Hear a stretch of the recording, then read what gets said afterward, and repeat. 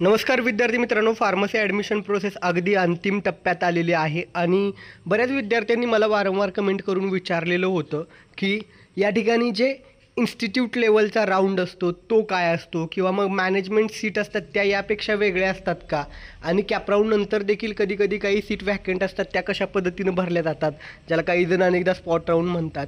तर या सगळ्या विषयावरती सविस्तर बोलणार आहोत.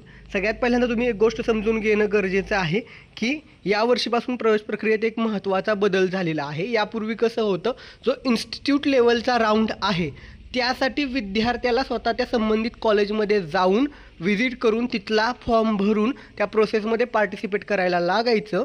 पण या ठिकाणी प्रवेश प्रक्रियेत पारदर्शकता यावी या दृष्टिकोनातून शासनानं इन्स्टिट्यूट लेवलचा जो राऊंड आहे, इन्स्टिट्यूट लेवलचे जे ॲडमिशन्स आहेत त्यासाठी देखील विद्यार्थी त्याच्या स्वतःच्या लॉग इनमध्ये अर्थात CET सेलच्या वेबसाईटवरती फॉर्म भरू शकतो. CET सेलच्या वेबसाईटवरती ॲप्लिकेशन ID पासवर्ड टाकून या ठिकाणी सेंट्रलाइज ॲडमिशन प्रोसेस जे वेब पोर्टल आहे आपलं B.Pharm ॲडमिशनचं, त्याच वेबसाईटवरती तुम्हाला डॅशबोर्डवरती पर्याय आहे इन्स्टिट्यूट लेवल ऑप्शन फॉर्म, तो तुम्ही भरू शकता. लक्षात ठेवा, 29 सप्टेंबरपासूनच ते फॉर्म सुरू झालेले आहेत आणि 6/11 अर्थात 6 नोव्हेंबर 2025 पर्यंत तुम्ही इन्स्टिट्यूट लेवलचा राऊंडचा फॉर्म भरू शकता. अर्थात कॅपराऊंडमध्ये तुम्ही पार्टिसिपेट झाला असाल तरी देखील तुम्ही इन्स्टिट्यूट लेवलच्या राऊंडचा फॉर्म भरू शकता. दरम्यान जर तुम्हाला त्या ठिकाणी इन्स्टिट्यूट लेवलच्या राऊंडमध्ये कॉलेज मिळालं तर कोणत्या विद्यार्थ्याला कुठलं कॉलेज मिळालेले आहेत त्या सीट इकडून तिकडे ट्रान्सफर करणं ही प्रोसेस त्यांच्या पद्धतीनं होणार आहे. हे शेड्यूल या ठिकाणी दिलेलं आहे. अर्थात इन्स्टिट्यूट लेवलमधून सीट यावर्षी पहिल्यांदाच ऑनलाईन पद्धतीनं विद्यार्थ्याला त्याच्या लॉग इनमध्ये भरता येते. त्यामुळे इन्स्टिट्यूट लेवलची सीट मिळाल्यानंतर तुम्हाला स्कॉलरशिप आणि इतर बेनिफिट मिळणार का याबाबत कुठलंही सविस्तर स्पष्टीकरण अजूनपर्यंत तरी माझ्याकडे आलेलं नाही आहे किंवा शासनाकडून त्याबाबतची कुठलीही अधिकृत अपडेट नाही.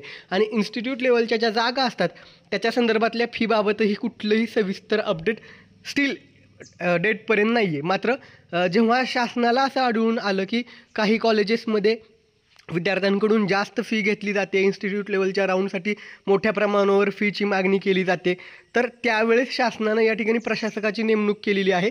CET सेलने एक हेल्पलाईन नंबर पण दिलेला आहे, तिथं तुम्ही कॉन्टॅक्ट करू शकता. ओके, हा झाला पुढचा भाग. आता एक कन्फ्युजन अनेक जणांचं वारंवार असतं की नेमकं इन्स्टिट्यूट लेवल राऊंड आणि जे मॅनेजमेंट कोटा थ्रू ॲडमिशन घेतलं जातं यात काय नेमका फरक असतो. तर लक्षात ठेवा, यापूर्वी कसं होतं, इन्स्टिट्यूट लेवलचा राऊंड हा देखील कॉलेज त्यांच्या लेवलवरती प्रत्येक कॉलेज आपला एक ॲप्लिकेशन फॉर्म भरून घेऊन ॲडमिशन करायचं. मॅनेजमेंट कोटा काय असतो, मॅनेजमेंट कोटा म्हणजे काय, एखाद्या कॉलेजला समजा कॅपराऊंडसाठी 60 जागा आहेत तर 45 जागा जर त्यांच्या कॅपराऊंडसाठी असतील तर उरलेल्या जागा ते त्यांच्या लेवलवरती डोनेशन घेऊन प्रवेश होत असतो. पण या ठिकाणी अनेकदा डोनेशन घेऊन प्रवेश घेत असताना तुमची सीट निश्चितच राहणार आहे का हे देखील खात्री करणं गरजेचं आहे. कारण अनेक कॉलेजेसमध्ये असे गैरप्रकार घडलेले आहेत की त्या विद्यार्थ्याचा प्रवेश नंतर नाकारला जाणं आणि त्याच्या जागी जास्त डोनेशन कोणी दिलं असेल तर त्या विद्यार्थ्याला ती सीट देणं.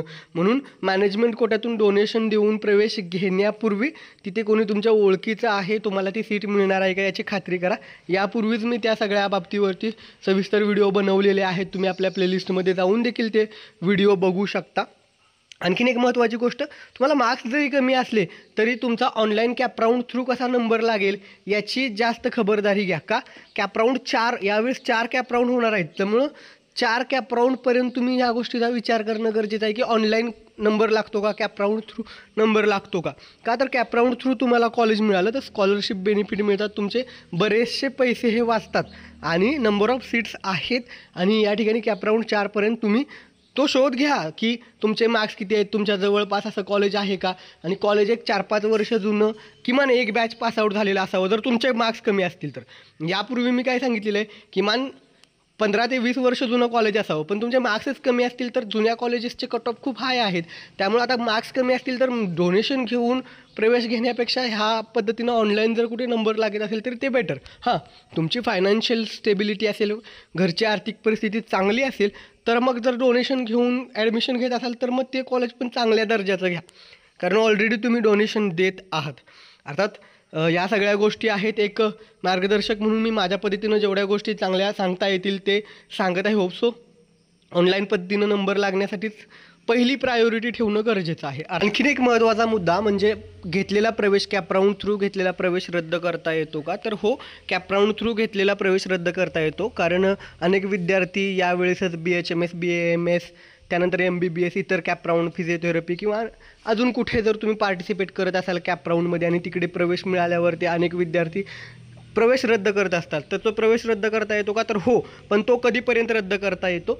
तर या ठिकाणी तुम्हाला एक डेडलाईन दिले, फायनल मेरिट लिस्ट जी बनते म्हणजे कॉलेजकडून डेटा अपडेट होतो त्याच्या अगोदरपर्यंत तुम्हाला एक डेडलाईन असते. याच वेबसाईटवरती CET-CELच्या वेबसाईटवरती शेड्यूल आहे आणि शेड्यूलमध्ये या ठिकाणी त्यांनी सांगितलेलं आहे की कधीपर्यंत तुम्ही प्रवेश रद्द करू शकता. फक्त तुमचे 1000 रुपये कट होत असतात. अनेक जण असतात की डिप्लोमाला फॉर्म भरलेला असतो, मग डिग्रीला चांगलं कॉलेज मिळाल्यावरती प्रवेश ते रद्द करतात डिप्लोमाचा. हो, तर तुम्हाला त्या ठिकाणी एक डेट दिलेली आहे. त्या डेटच्या अगोदर तुम्हाला या ठिकाणी ॲडमिशन कॅन्सल करायचं आहे. काहीतरी 15 नोव्हेंबर लास्ट डेट आहे. त्याच्याच आधी तुम्ही 12-13 नोव्हेंबरपर्यंत जर प्रवेश रद्द केला तर बेटर राहील. आणि तुमची भरलेली पूर्ण फी मागे दिली जाते. फक्त 1000 रुपये हे कट होत असतात आणि डॉक्युमेंट पण तुम्हाला दिले जातात. फी मिळायला थोडाफार वेळ लागू शकतो, त्यांची बँकिंग प्रोसेस, वर्किंग डेज वगैरे, पण या ठिकाणी तुमचे डॉक्युमेंट हे लगेच परत दिले जातात. पण ती गोष्ट तुम्हाला कधी करायची आहे? लास्ट डेट जी ॲडमिशन कॅन्सलला दिलेली आहे त्याच्या अगोदरपर्यंत रद्द करणं गरजेचं आहे. कारण तसं केलं तरच त्यांना ती सीट वॅकंट सीटमधून भरता येत असते. ओके, होप सो दिलेली माहिती तुम्हाला आवडली असेल. यावरती एक सविस्तर व्हिडिओ मी बनवलेला आहे, पाहून घ्या की प्रवेश रद्द करता येतो का. तिथे थोडंसं सविस्तर डिस्कशन केलेलं आहे. आता काय होतं, कॅपराऊंड नंतरही म्हणजे इन्स्टिट्यूट लेवलचा राऊंड झाला, कॅपराऊंड सगळे संपले, तरी देखील जर काही ठिकाणी सीट वॅकंट राहत असतील तर त्या कॉलेजेसला काय करायचं आहे, वॅकंट राहिलेल्या सीटची माहिती या ठिकाणी संबंधित वर्तमानपत्रात, न्यूजपेपरमध्ये, जवळच्या न्यूजपेपरवरती आणि त्या कॉलेजच्या वेबसाईटवरती माहिती द्यायची असते आणि मग पुन्हा वॅकंट राहिलेल्या सीट या भरायच्या असतात. त्यासाठी अर्ज मागवून घेणं, त्या पद्धतीनं त्यांच्या मेरिटनुसार विद्यार्थ्यांचं सिलेक्शन करणं, जी कॅपराऊंडची प्रोसेस होते ते त्या कॉलेज लेवलला नंतर ती केली जाते वॅकंट सीटसाठी. ओके, तर अशा पद्धतीनं ही प्रोसेस होत असते. अर्थात होप सो तुम्हाला हा मुद्दा लक्षात आला असेल. लक्षात ठेवा, यात महत्त्वाचे मुद्दे काय आहेत. यावर्षीपासून इन्स्टिट्यूट लेवलचा राऊंड तुम्हाला स्वतःच्या लॉगिनमध्ये भरता येणार आहे. दरम्यान अशा पद्धतीने इन्स्टिट्यूट लेवलच्या राऊंडमधून कॉलेज मिळाल्यानंतर स्कॉलरशिप मिळणार का किंवा इतर जे बेनिफिट आहेत त्याबाबत अजून मला सविस्तर स्पष्टता कुठूनही मिळालेली नाही. मी शासनाकडून किंवा या ठिकाणी कॉलेजेसकडून पण इतर माहिती घेत आहे. जेव्हा मला माहिती मिळेल त्यावेळेस तुम्हाला कळवलं जाईल. दुसरी गोष्ट, मॅनेजमेंट कोटा काय असतो ते देखील मी तुम्हाला सांगितलेलं आहे.